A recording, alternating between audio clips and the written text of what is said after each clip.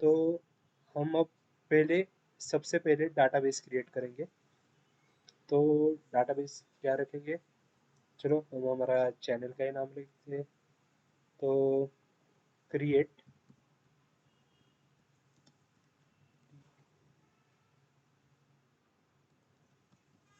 Create database, और database का नाम फैंसी।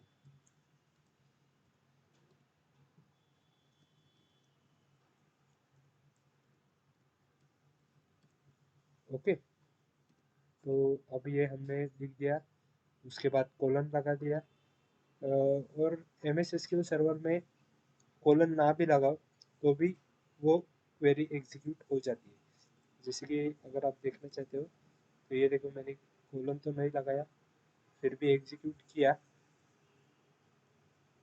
एग्जीक्यूट के लिए आप F5 भी प्रेस कर सकते हो। जैसे कि देखो यहाँ पे आ गया F5। तो ये कमांड सक्सेसफुली रन हो चुकी है। तो अगर हमें देखना है कि हमारा डाटाबेस क्रिएट हुआ है या नहीं, तो यहाँ पे हम सिंपल से एक राइट क्लिक करेंगे, और ये देखो हमारा ये डाटाबेस क्रिएट हो चुका है फैंसी कोडिंग नाम से। तो ये सबसे बेसिक और सबसे पहला स्टेप है। अभी हम इस डाटाबेस के अंदर कोई कोडिंग नहीं कर रहे। वो वो हम कैसे पता लगा सकते हैं? तो इधर से, इधर ये मास्टर है। हमें अब ये डाटाबेस यूज करना है। तो उसके लिए क्या कमांड होगा, मतलब जो भी हमें लिखना है अभी, हमारे टेबल्स वगैरह जो भी हमें क्रिएट करना है, वो हमें अगर लिखना है तो हमें उसके लिए यहाँ पे यूज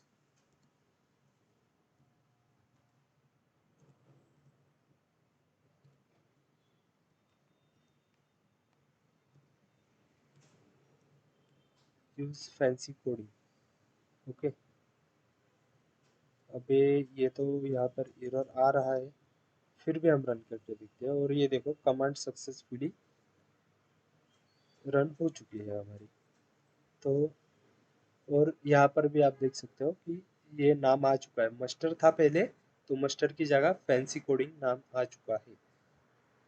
तो अब हम इसमें एक कोई भी टेबल क्रिएट कर देंगे, जिससे कि अगर डाटाबेस क्रिएट किया है तो डाटाबेस के अंदर क्या होते हैं? डाटाबेस के अंदर टेबल्स होते हैं। तो हम उस टेबल्स को क्रिएट करने के लिए सबसे पहले मतलब टेबल क्रिएट करने का सिंटैक्स या फिर स्टेटमेंट, आपको सिंटैक्स वगैरह वो सब कुछ तो क्लास में या फिर अदर वेबसाइट्स पे, अदर चैनल पे आपको मिल सकता है। पर वो यहाँ पर क्रिएट कैसे करें, क्योंकि बहुत बार प्रॉब्लम्स आती है।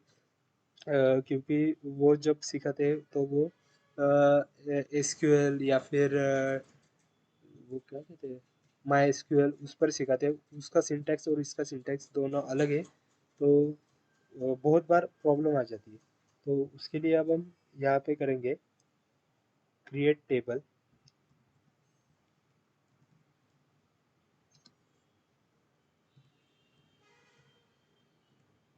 क्रिएट टेबल, और टेबल का नाम क्या है? तो चलो हम आपके नाम से टेबल क्रिएट कर देते।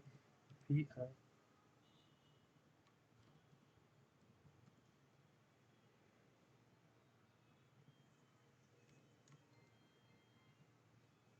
व्यूअर्स, आप देख रहे हैं ना चैनल, तो इसलिए हमने आपके नाम से टेबल भी क्रिएट कर दिया। तो अब उसमें हम क्या क्या करेंगे? तो क्रिएट टेबल्स व्यूअर्स, तो अब व्यूअर्स का इंफॉर्मेशन हमें लिखना है। तो अगर वो इंफॉर्मेशन हमें लिखना है, एक मिनट इसे पहले थोड़ा सा कम कर देता हूँ। हाँ, तो अगर मुझे आपका ही सब कुछ इंफॉर्मेशन चाहिए, तो आपका एक पर्टिकुलर नंबर होना चाहिए।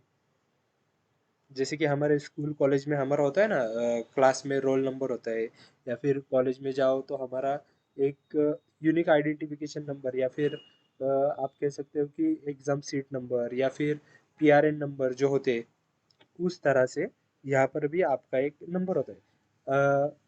तो यहाँ पर भी हमें एक नंबर डालना पड़ेगा। तो वो डालने के लिए हम क्या करेंगे, तो पहले V V I E viewers for example ID, मतलब आपका जो भी आईडी होगा उसका जो नाम नंबर या फिर आपका रोल नंबर समझ लो।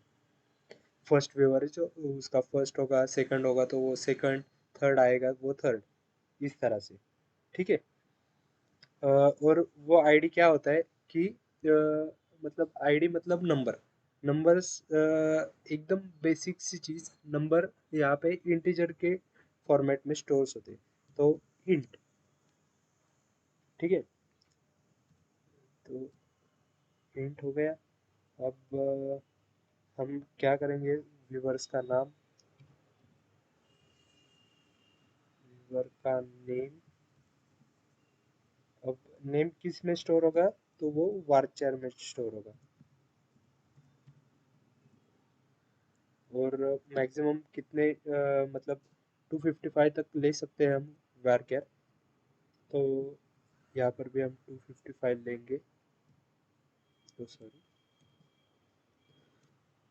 तो अब वो व्यूवर क्या काम करता है, मतलब अ, अभी स्टूडेंट है या फिर अभी किसी कंपनी में काम कर रहा है और फ्यूचर के लिए कोई स्टडी कर रहा है हमारे चैनल पे आके, तो इट्स ओके।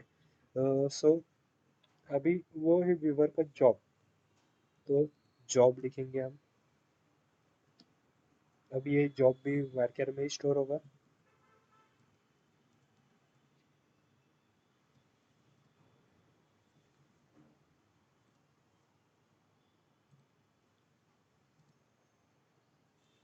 उसके बाद हम अगर वो जॉब कर रहा है तो वो किस डिपार्टमेंट में कर रहा है, या फिर कोई अगर वो कॉलेज कर रहा है तो वो मतलब उसके कॉलेज का नाम क्या है, तब से चलेंगे। तो कॉलेज डिपार्टमेंट ये लिख देते हैं हम, क्योंकि जॉब लिया है। डिपार्टमेंट।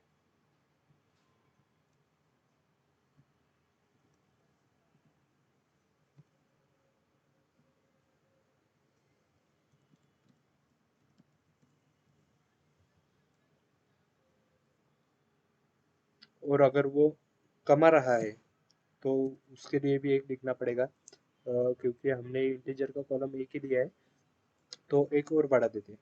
तो उसके लिए हम उसकी सैलरी लिख देते हैं।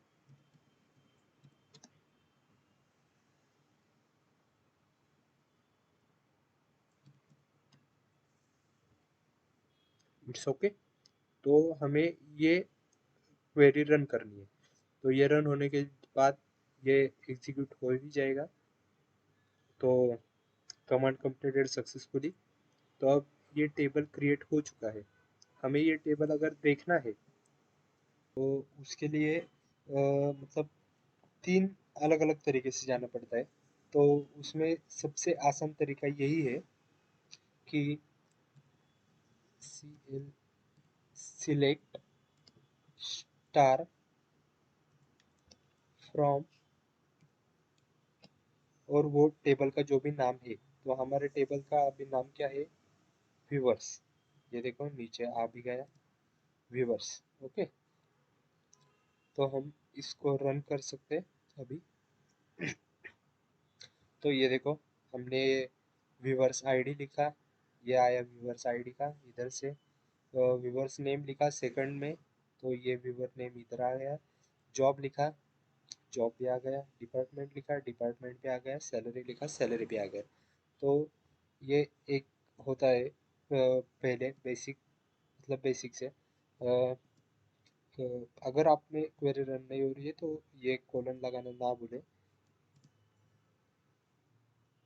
सो एक और है, उसमें आप क्या कर सकते हैं,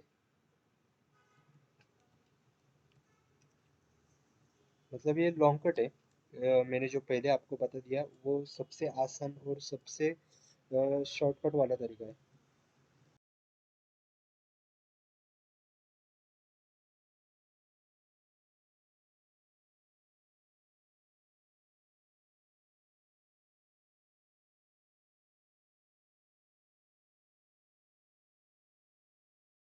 करके भी टेबल नहीं दिख रहा है तो उसमें आप ये भी कर सकते हो, select star from fancy coding, मतलब हमारा डाटाबेस का नाम है, इधर नीचे लिखा भी आ रहा है डाटाबेस फैंसी कोडिंग। उसमें ये डीबीओ, ये क्या है, ये एक सीमा होता है, स्कीमा होता है, जो कि टेबल क्रिएट करने पर पड़ जाता है।